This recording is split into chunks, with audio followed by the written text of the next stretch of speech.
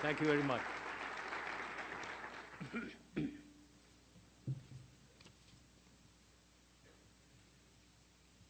Bismillah ar-Rahman ar-Rahim. Mr. Skip Rutherford, the Dean of the Clinton School, Sophia Saeed, the alum of Clinton School, and thank you very much for introducing me.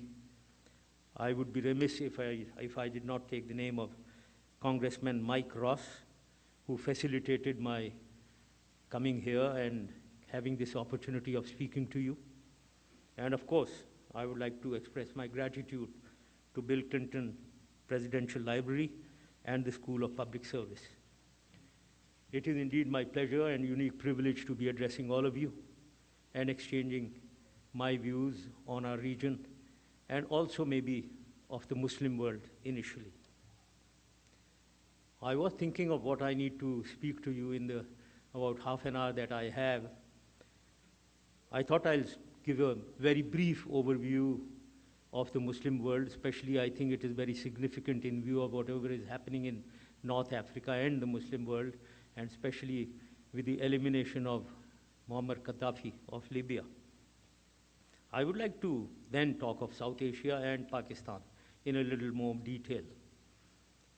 I would like to start with a brief historical background of the Muslim world to highlight some very elementary, very known, simple truths of the Muslim world.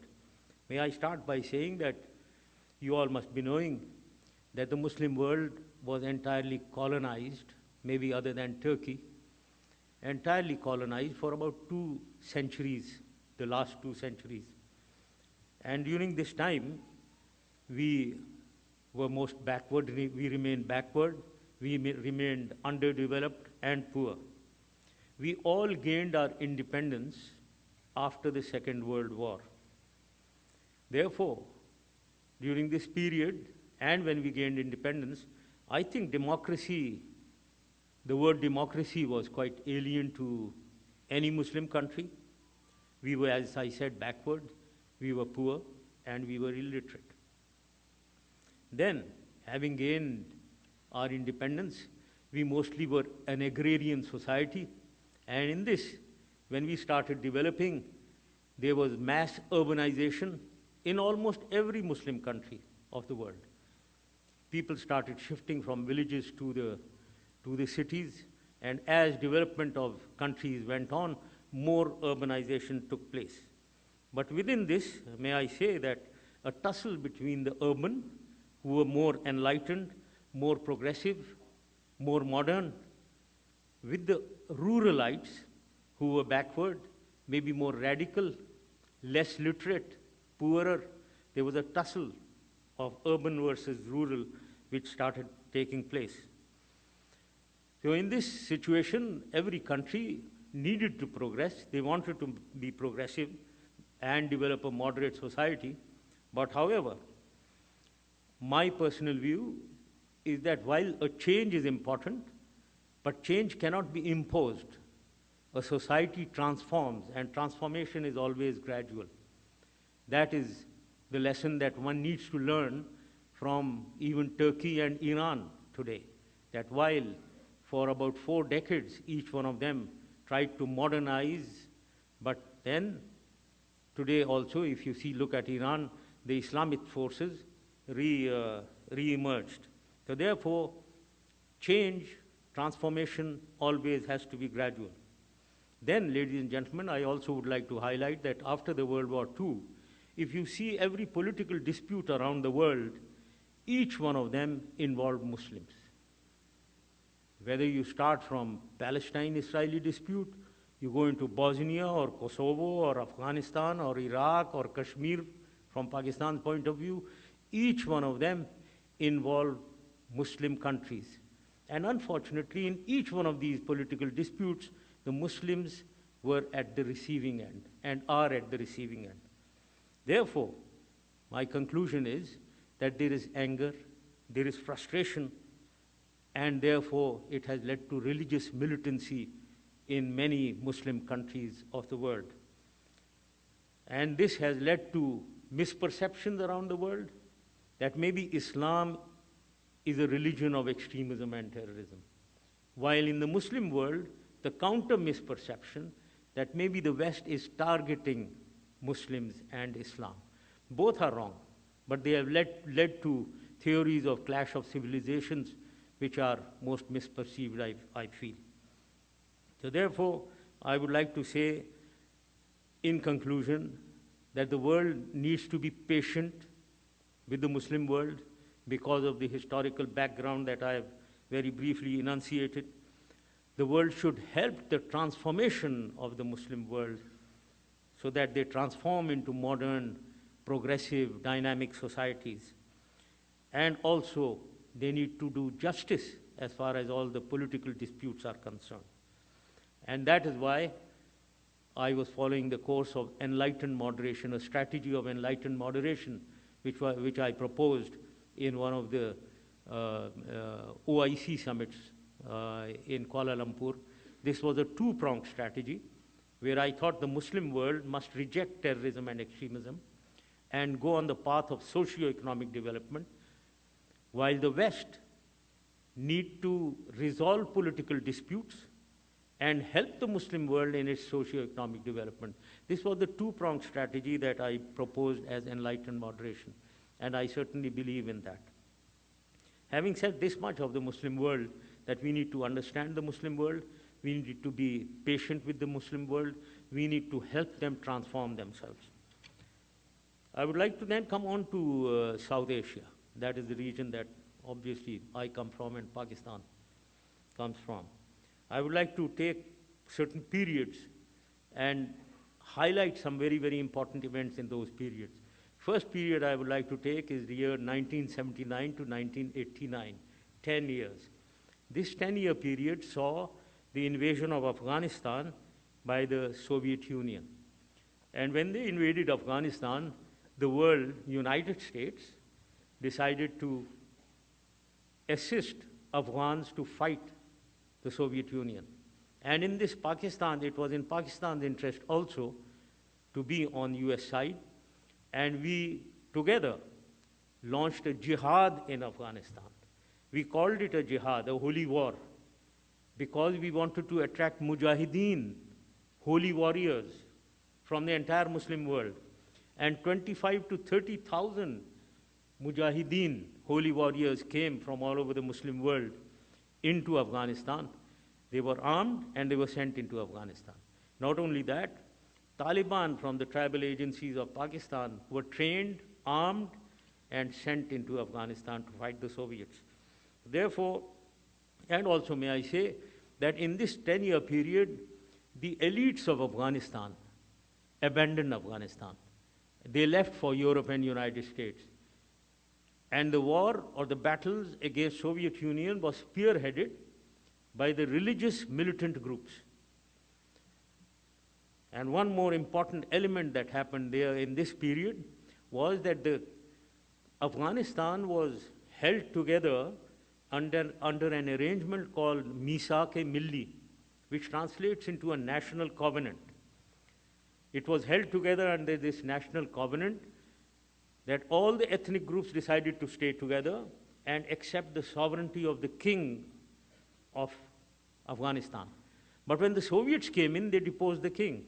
So therefore, the glue, that national covenant, was no more there.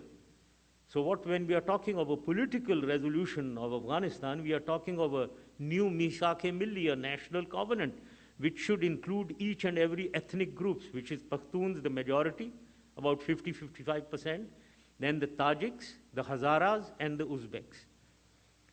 So this is what happened in those 10 years. A jihad and religious militancy was introduced by us to facilitate the war against Soviet Union. And when I say us, United States and also Pakistan. Then comes the period of 89 and 2001, 12 years. I call this the period of disaster because I think United States decided to abandon ship, abandon Afghanistan and that area. Not only that, United States decided to shift its policy, its strategic policy of having Pakistan as a strategic partner since 1948, when we gained our independence in 1947. For 42 years, we were the strategic partner of the United States. United States decided to shift policy towards India and abandon Pakistan, and sanctions were imposed on Pakistan in 1989, 1990. You may be remembering the infamous, from my point of view, infamous Pressler Amendment. So this happened in 1989, and with the abandonment of the place, no rehabilitation, no resettlement whatsoever of the 30,000 mujahideen who we brought into Afghanistan. Unfortunately, they started fighting among themselves, each ethnic group fighting the other, and they ravaged the country entirely. There was total warlordism, and about 11 different groups fighting each other, destroyed Afghanistan. In this, the mujahideen, who were armed to the teeth, knew nothing other than fighting, coalesced and became Al-Qaeda. All the famous names that you know, Osama bin Laden, Zawahiri, who's still alive, were brought there in 1980s. With this, I would also say that with Mujahideen coalescing into Al-Qaeda, in 1996, the Taliban emerged. And they swept through Afghanistan and occupied 90% of Afghanistan. Together with this, one more point, that at this time in 1989, the Kashmir freedom struggle started in Indian occupied Kashmir. And as a result of which, there were several dozens of Mujahideen groups who emerged from within Pakistan society. Great public sympathy for the Mujahideen who wanted to go into Indian Kashmir and fight against the Indian army. And in this public sympathy, there was religious militancy also introduced additionally into Pakistan. We also saw 4 million refugees coming from Afghanistan into Pakistan in these 12 years. So therefore, Al-Qaeda coming into being, Taliban surfacing, Mujahideen in our society coming up because of Kashmir, 4 million refugees in Pakistan. In effect, religious militancy got introduced into Pakistan massively. So what I wanted to say was Pakistan is a victim and not a perpetrator of terrorism. We are a victim of circumstances that have taken place since 1979 onwards. Before 1979, Pakistan was a perfectly normal country. Then comes 9/11, ladies and gentlemen, and I would like to mention here, or one more point, since I'm speaking at the Clinton Library, I would be remiss if I did not speak of my first meeting with President Clinton. I have met I have had the privilege of meeting President Clinton and Hillary Clinton a number of times. I would be remiss if on the first occasion that President Clinton visited Pakistan, that was about March 2000, before 9/11, that he was against Pakistan's recognizing the Taliban and we having diplomatic relations with them. And he did tell me that. And he certainly did suggest to me that we should break off relations. But right at that time, I told him that, Mr. President, I have a different point of view. My strategy would be that we should all recognize the Taliban, open our missions there, and then try to moderate them from within. With hindsight now, ladies and gentlemen, I personally did not know at that time that I was making a very prophetic statement. I personally think now, had we recognized the Taliban and opened our missions, about 90, 100 of them, maybe we would have saved the Buddha statue from destruction. Maybe the Osama bin Laden issue would have been resolved if 90 or 100 countries of the world put diplomatic pressure on the Taliban. Unfortunately, we didn't do that. So I personally call that one of the big blunders of the past. Then comes 9/11 and beyond, ladies and gentlemen. I want to highlight just one point, that after 9/11, with the military action of Pakistan obviously decided to join the coalition. With the military action in Afghanistan, the Taliban and Al-Qaeda were defeated in detail. and they ran helter-skelter into the mountains and cities of Pakistan. Now here, what followed beyond that was a military success. There was a great military success in that the Taliban and Al-Qaeda were defeated and dismantled. Their organization and structure was totally dismantled. There was a vacuum in Afghanistan. And this vacuum, may I say, lasted for 2 years, between 2002 and early 2004, when the Taliban resurgence started. Now, this 2-year window of opportunity was available for converting the military success into a political success. Unfortunately, while the military instrument was used and they delivered victory, we could not convert this military victory into a political victory for 2 years that followed. Unfortunately, we were governing Afghanistan with the Tajik minority. Within the Tajik also, Panjshiri minority, which is just about 8% of Afghanistan. But what we missed was the 50 to 55% Pakhtuns. I made a statement then that all Taliban are Pakhtuns, but all Pakhtun are not Taliban. We need to wean away the Pakhtuns from the Taliban. Unfortunately, that was not done. While we had the opportunity, 2-year window of opportunity, we could have, from the position of strength, we could have delivered political victory, putting a legitimate government in Kabul. And when I say legitimate government, a legitimate government dominated by the Pakhtuns of Afghanistan, who are the 50% of Afghanistan, and have historically always ruled Afghanistan. Never has anyone else ruled Afghanistan. But today we are governing Afghanistan with the dominance of Panjshiri 8% minority.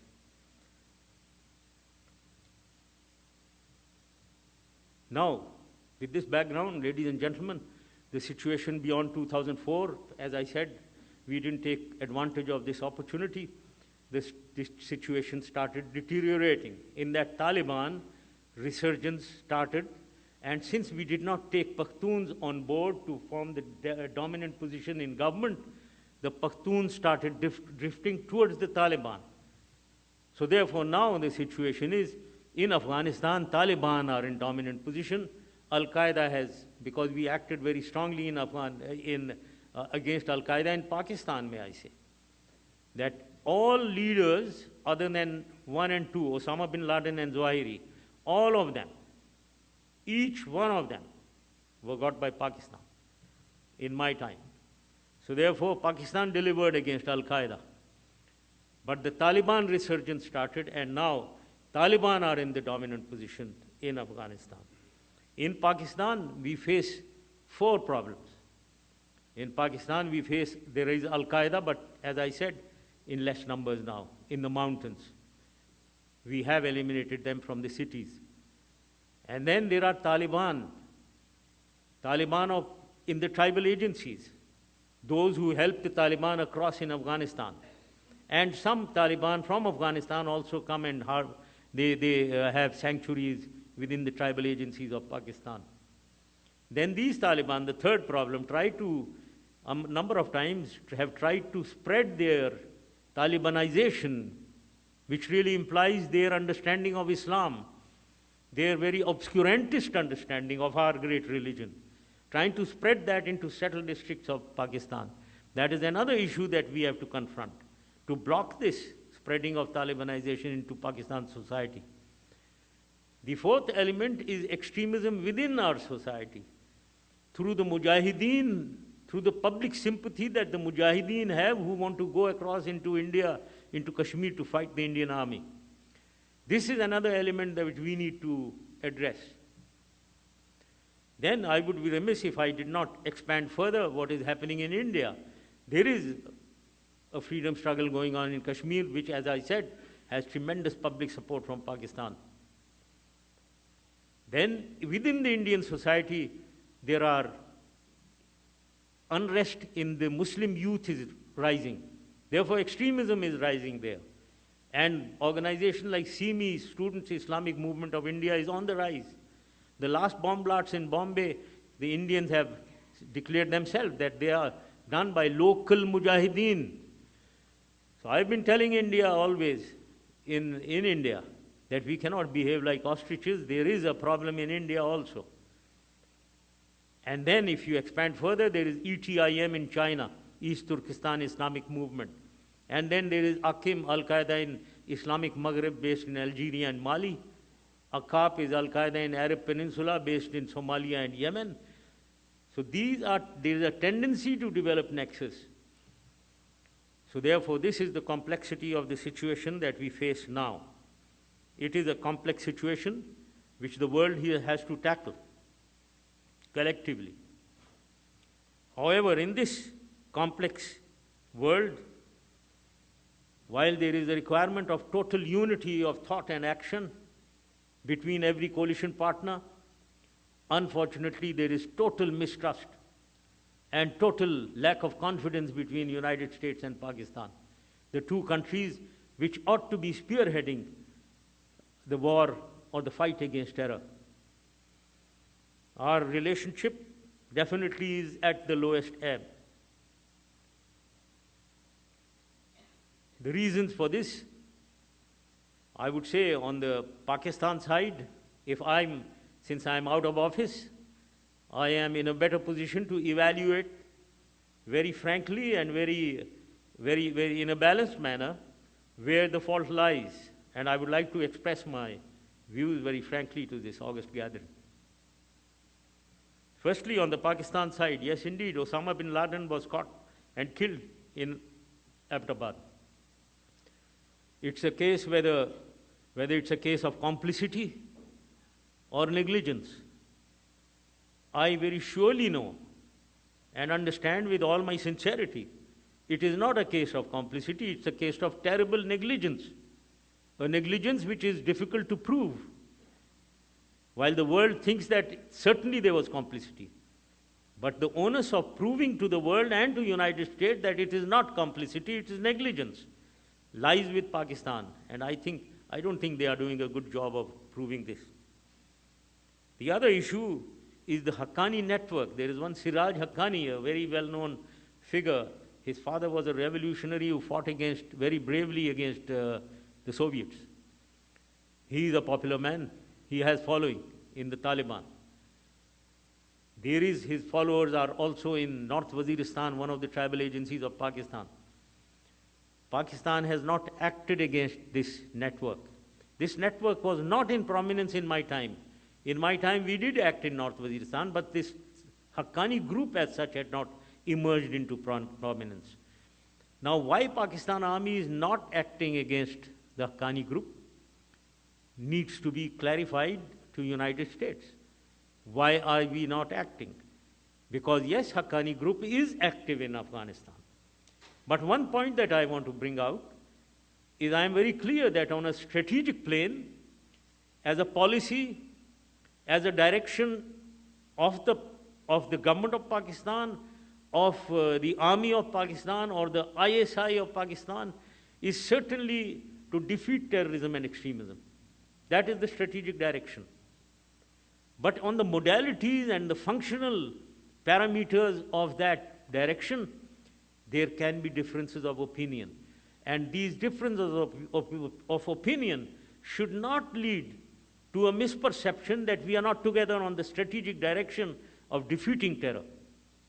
And unfortunately, when admiral personalities like Admiral Mullen lay accusations that maybe Haqqani group is the extended arm of the ISI, which is our intelligence organization, I think doesn't do too good to the harmony of relations that are required. And I would say that because I certainly am sure that ISI or the army is not helping, aiding, abetting, encouraging the Haqqani group to go across and bomb the US embassy, go across and kill US soldiers. That is not what is happening. But yes, indeed, they must give a reason why they are not acting against them. So this is on the US side, but on the Pakistan side. But I would be remiss if I did not in this August gathering also give out the concerns of Pakistan, which may be leading to a differences of opinion on the handling of situation, on the modalities. Number one is the United States is leaving, has declared it's leaving in 2014. Now the onus of telling Pakistan what is the situation that United States is leaving in Afghanistan. Are you leaving a stable Afghanistan or an unstable Afghanistan? Because if you are leaving an unstable Afghanistan, then the first victim is going to be Pakistan. So any leader of Pakistan would like to evaluate what will be the situation in Afghanistan when you lead, just about 2 years away. It can be, I personally believe, two situations could emerge. Number one, that Afghanistan will go back to 1989 when you left and each ethnic group was fighting against the other. Or it could lead to 1996 when Taliban on one side and Northern Alliance together on the other side. In either case, Pakistan has to protect its own interest. So therefore, while I have always been saying that leaving Afghanistan cannot be time related, it has to be effect related. What is the effect that you want to create there before you leave? So therefore, this maybe creates doubts in Pakistani minds, and United States and Pakistan need to sit together, and United States need to clarify to Pakistan of how they will help Pakistan to look after itself. The second issue is India. Indian concern. India is trying to make Afghanistan into an anti-Pakistan Afghanistan. And I don't say this because of my having fought 2 wars against India. That is not the case. I know this is happening. This has happened all since our independence, since the 40s, late 40s when we emerged as independent countries. Afghanistan has always been under the influence of KGB of Soviet Union, RAW, the intelligence agencies of India, and the KHAD, the intelligence agency of Afghanistan, have always been together against Pakistan. For 50, 60 years, this has been the case. And now, unfortunately, again, every diplomat, not every diplomat, whoever goes out for training, they go to India. Diplomats, intelligence personnel, security personnel, military personnel, they go to India for training. I have been bending backwards, opening my doors for all training institutions to come and free of cost we'll do the training. Not one person has come to Pakistan. So they go there, they get indoctrinated, come back to Afghanistan. So now this is a situation where then Pakistan has to take its own measures. If nobody in Afghanistan is helping out, and certainly President Karzai is not helping.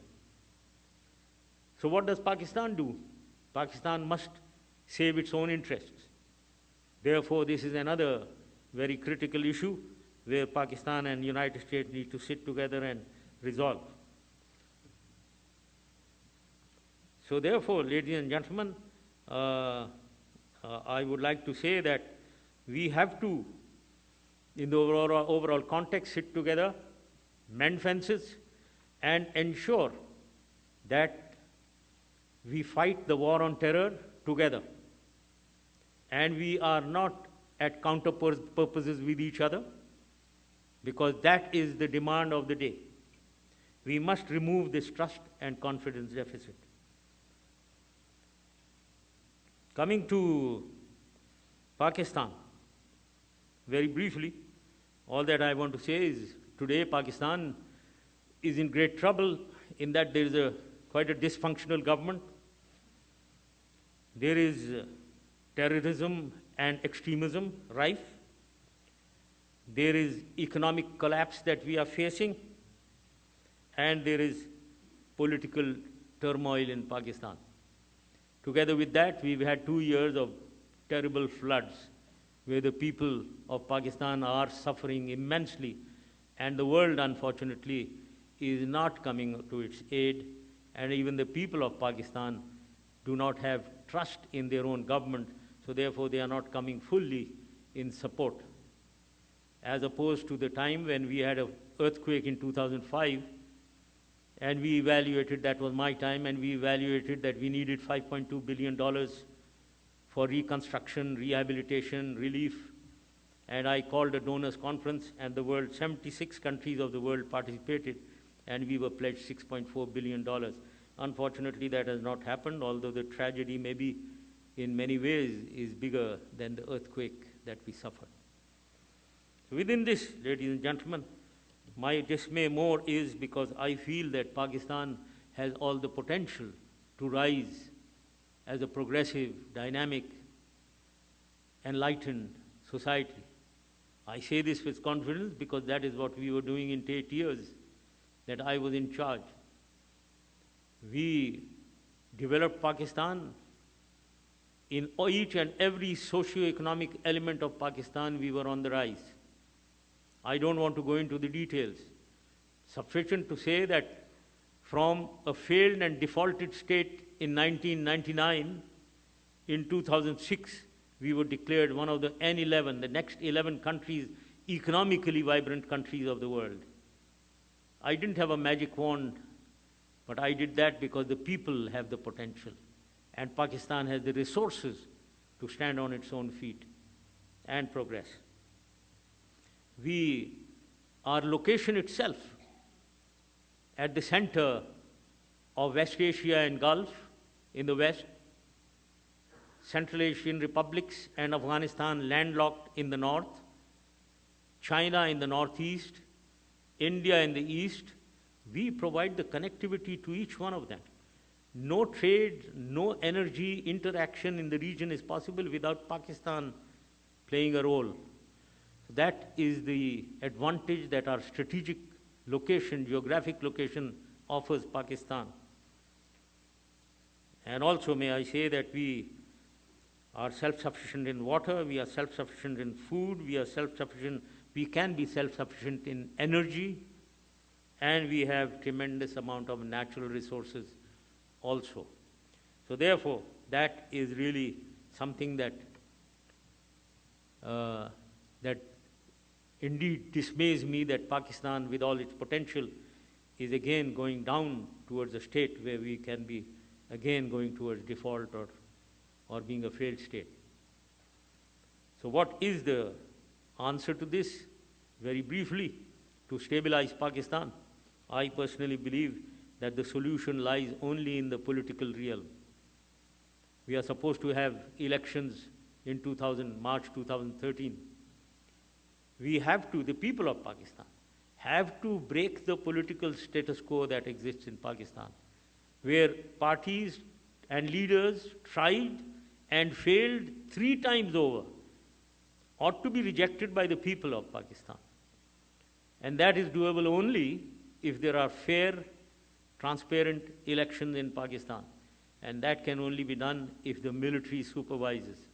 And that is what one hopes, that the military does supervise and we have totally transparent and fair elections. And I think the international community also ought to put their pressure on having independent elections in Pakistan. And that will break the political status quo. And a new political environment, a new political culture may emerge in Pakistan, which will deliver to the people of Pakistan. In conclusion, I have always believed that for a leader and any government in the third world or anywhere in the world, the leader has only 2 things to do: welfare of the people, development of the state. And that is what people require.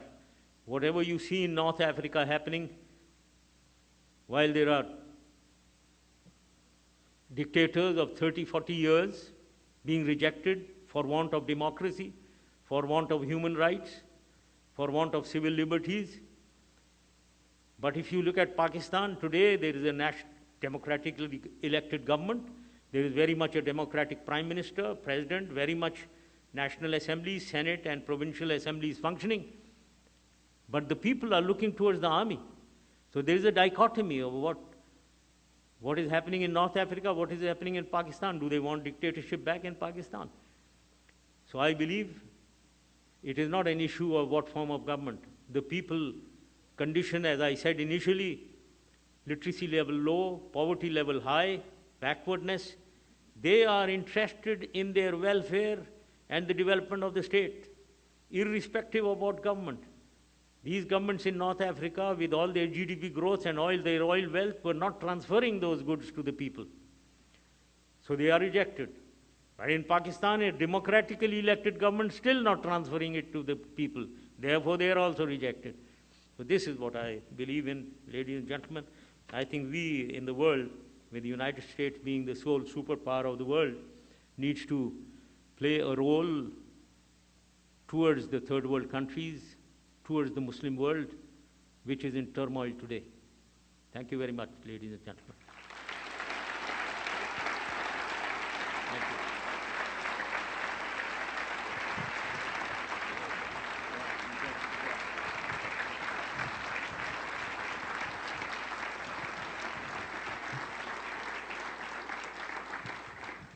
All right, we have some time for questions. If you would raise your hands, and please wait until the microphone gets to you. All right? Hands up for those that have questions. Yes, sir, right here. Very nice to have you here, President Musharraf. You didn't address the role of China in this complex relationship between Pakistan and the U.S. Yes, sir. I believe in diplomatic relations between countries. I believe in bilateralism. Just like United States has relations with Pakistan, now also it has, although it is under tension, but United States has its own relations with India. So I think that should not affect bilateral relations, although India and Pakistan generally remain on a confrontationist course. Pakistan has very friendly ties with China. All along it has had. And Pakistan also had very friendly ties with the United States. We were the strategic partner of the United States. In fact, it was Pakistan which facilitated the visit of Henry Kissinger to China. He went from Pakistan in a Pakistan International Airlines flight. And therefore, Pakistan acted as a bridge between United States and China. So I believe, in short, Pakistan has excellent relations with China, and Pakistan ought to have excellent relations with the United States, because interstate relations have a lot to do with national interests. I think it is in the national interest of Pakistan and United States to have good relations, just like it is in the national interest of Pakistan to have good relations with China also. So we have a question right over here on the front. Yes, sir. Wait for the mic, please. Thank you, sir. President, I wanted to ask you regarding Pakistan, when you were the president of Pakistan, regarding you saying that you are not going to allow the two leaders of the two largest parties which exist now, Nawaz Sharif and Benazir, and now we see Benazir's husband is in power and Nawaz Sharif is there. And the second question is, now you're aspiring to go back to Pakistan and contest for elections. So what do you think, what are you going to do? Well, I'm going to win. That's why I'm going back. But on the issue of Benazir and Nawaz Sharif, yes, indeed, I would like to. When I came in '99 and I saw Pakistan's condition, as I said, being almost a failed and a defaulted state, I did say these things, that these two have ruled Afghanistan twice over, between 89 and 99, 88 and 99. And each time they have run the country to the ground, unfortunately. No welfare of the state, no welfare of the people, no development of the state, no development whatsoever of the state. You can't think of any single project major project that they have developed in those 11 years. And economy, I don't have to go into detail. So I did say that they have failed Pakistan and there is no space for them in the politics of Pakistan. But I realize that it's not me who's saying it. It's the people of Pakistan. If we want to have democracy and elections, in the political milieu of Pakistan, there is a People's Party and a PMLN. And these people, although they are out, Since there is no democracy within the parties, there is no democracy within parties, in the political parties of Pakistan. So they considered the same people as their leaders. So when you are nearing election, and the Supreme Court gave me 3 years, so 2002 was an election year, the people, there were only two parties, their parties. And these parties, there was no democracy to throw up new leadership. They carried on with the same leaders. In fact, not only that it has become almost a parties which are, if the leader is not there, the husband or the son or the daughter or the brother, that is how these parties are being run. So therefore, I would say that I quickly realized that we need to change this political culture. Unfortunately, that has to be done by the people of Pakistan. So they did come, and you know whatever happened. And this situation is there. Now, what I am trying to do now is, through exactly the political and democratic manner, bring about a change. Unless we do this, there is darkness that I see in Pakistan. I personally am very comfortable. I am on lecture tours all over the world. I go to East, I go to Africa, Europe, and here. And I'm being looked after by the Harry Walker Agency. They pay me very well also. I haven't charged anything here anyway. But so I'm very comfortable outside. But what I think is that there is a bigger cause, a cause bigger than yourself. And that brings me back, urges me to go back to Pakistan in spite of all the dangers. So therefore, I am prepared to face dangers again, which I faced in the 9 years, to bring about this political change in the political culture of Pakistan. That is the only light that I see for Pakistan. And if the people of Pakistan don't rise to this occasion and bring about this light, then God save Pakistan. I have a question from a woman right back here. Yes. No, not sorry. It's this woman right here is answering the question. No, sir. Yeah, this woman right here. Assalamu alaikum, President Musharraf. Welcome to Arkansas.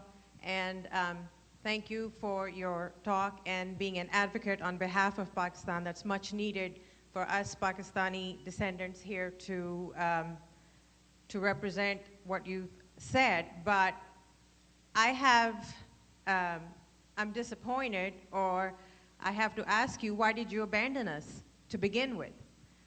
What you said was not new.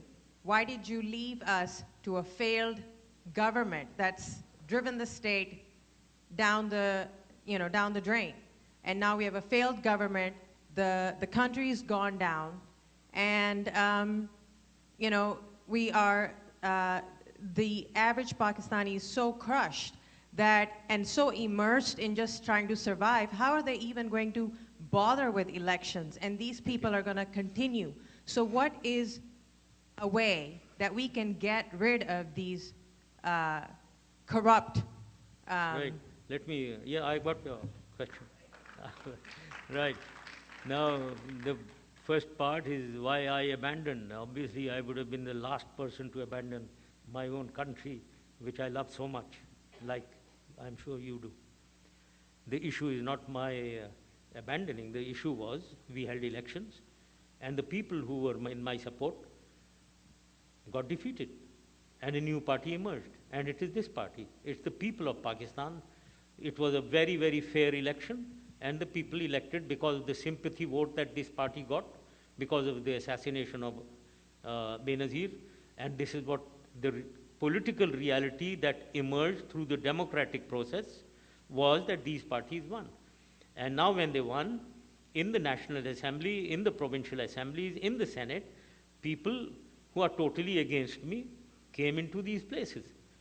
And my role as a president became absolutely redundant. I didn't have a role to play at all. Nobody would have asked me anything. I wouldn't have done anything for the country other than hearing the abuses of these people attacking me sitting as the president. So I'm not a person who has an ego that people should be saluting me and I live in palatial places as in the presidency and I feel happy about it. So when I saw this reality, I resigned.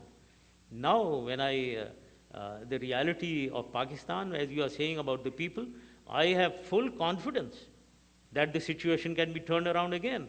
How did we turn it around in 1999? If I was to talk a little bit of economics, it's the same as what United States is facing today, an issue of budget deficit. We had our budget debt to GDP ratio was 103%, and that had to be changed. We had to increase our revenues, the earning, and reduce our expenditures to control the fiscal deficit. And we did that by increasing the revenue by 300%. And on the budget, on the balance of payment deficit, we increased our earnings through expanding our, increasing our exports by about 150%, increasing the remittances that we get from Pakistanis abroad by about 650%, and increasing the FDI, foreign direct investment in Pakistan, by, I can't even do the mathematics of it, from about $400 million to $8.4 billion. So that is how we turned around the economy. It is doable again. The same thing, we have to balance out our budget. We have to reduce expenditures, increase our earnings. And it is doable because we have the potential, because I did it in 1999. The people of Pakistan did it. We have the resources. So we'll do it again, and I think that is what takes me back to Pakistan. We will do it. Right, yes, we have a question right here in the middle. Let's see, right there. Yes, sir. President Musharraf, welcome to the United States. Welcome to Arkansas. Thank you for being here today. You talked about the idea of a free democratic process being the solution to the course that Pakistan seems to be on today. Coming from the United States of America, obviously never been to Pakistan, but you mentioned military regulation of these elections. And as a political science student, I understand that military regulation of elections can be a very slippery slope that can lead to the detriment of democracy. I was wondering if you would divulge further into that statement that you made, and basically stating how you use the military to regulate what is supposed to be a free democratic process. I didn't get your question exactly. You're talking about how the military will deliver to the free democratic process, right?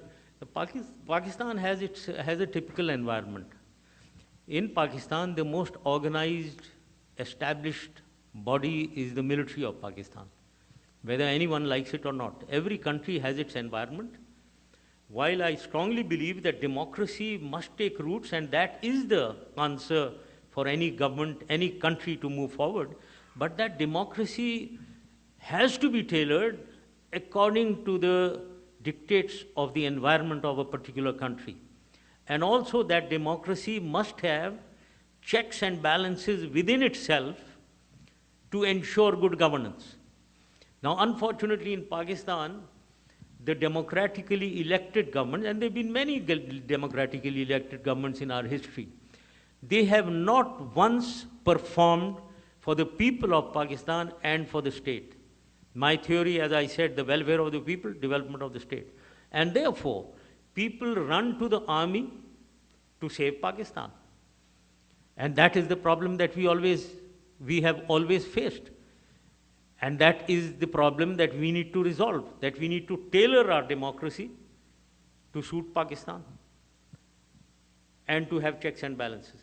In this process, I think military has to be seen, they have to have a role. I had created a National Security Council in Pakistan, which gave some, not a political role at all, no interference in the politics of Pakistan, but as a consultative body to ensure the security and development of Pakistan on the top, where the military and the political hierarchy were together.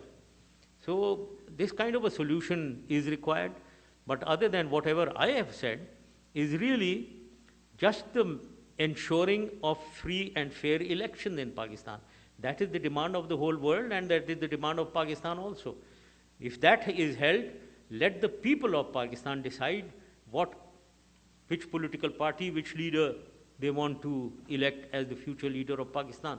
Because I see, under the present environment of total dismay, discouragement, demoralization in Pakistan, where people are losing confidence in themselves and their own country, they are looking for it. They want to clutch to any straw. The country is drowning and they want to clutch to a straw. They will elect, I hope, the right leadership and the right parties. The military has a role to ensure fair and free elections, because I think they are the only ones who can do that. Yes, ma'am, we have a question right here. Assalamu alaikum.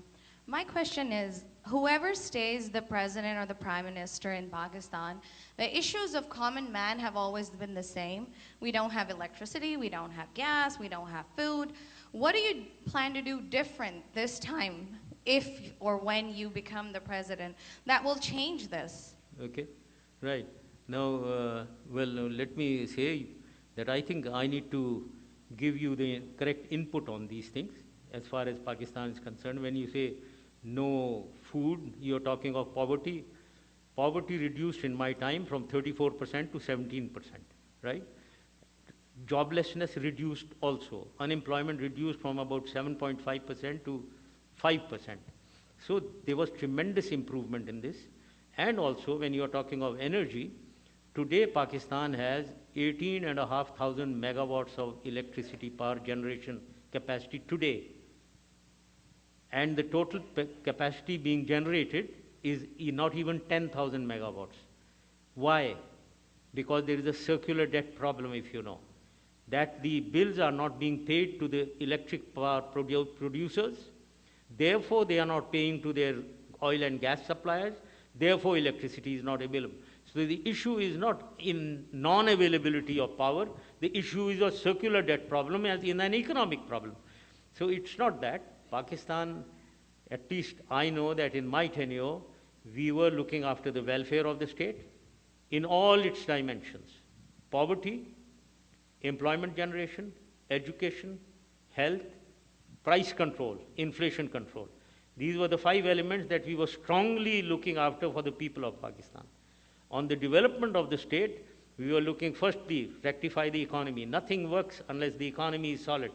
Nothing can be done unless your economy is solid. So we rectified the economy. That is what we did. And then we saw the development of the state. We are an agrarian society. We went for dams and canals. Then we went for our industry, the communication infrastructure, the road. I can give you a list of about 200 major projects that we did in that time, whether it is telecommunication or IT, information telecommunication. From mobile telephones, we had only 500,000 mobile telephones. When I left, we had 80 million mobile telephones. Is that a mean achievement? That is the achievement we had. So Pakistan had the capacity, it has the capacity, we can do well. So please get your facts and figures, first of all, in detail. And unfortunately, and have this as the gauge, only your gauge. It should be welfare of the people, development of the state. Remember this. Because I see that in Pakistan, we gauge leaders on very peripheral, superficial issues. Now, if I acted, I know that there was a lot against me because I acted against the Red Mosque. There are a lot of people against me. They wanted to kill me also. But is that my gauge? For 9 years I have ruled Pakistan. What have I done for the people and the state? And what I did at the Red Mosque should have been done, and next time if it happens, I'll do it again.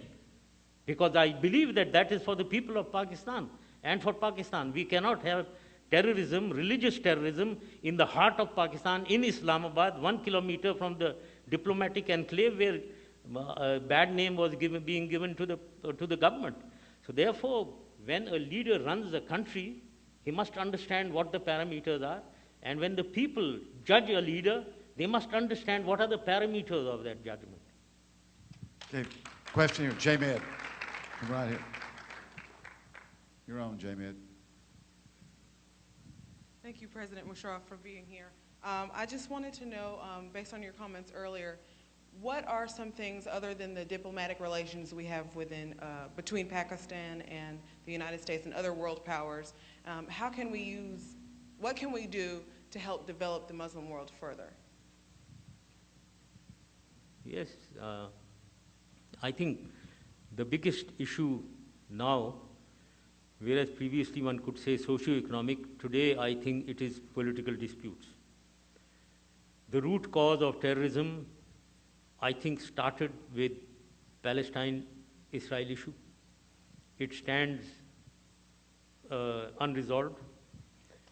From Pakistan's point of view, the Kashmir dispute stands unresolved.